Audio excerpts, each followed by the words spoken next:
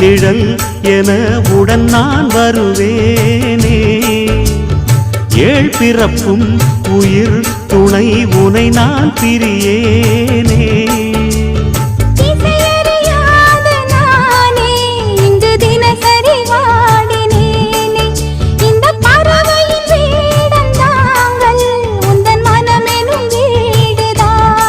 நீண்ட காலம் நேர்ந்த சோகம் நீங்கி போக நானும் தீண்ட யோகம் விளங்கிடும். பூமிக்கொரு வாரம் என்று எண்ணி இருந்தேன், பூமுடிக்க யாரும் இன்றி கண்ணி இருந்தேன். சொந்தமின்றி பந்தமின்றி நானும் இருந்தேன்.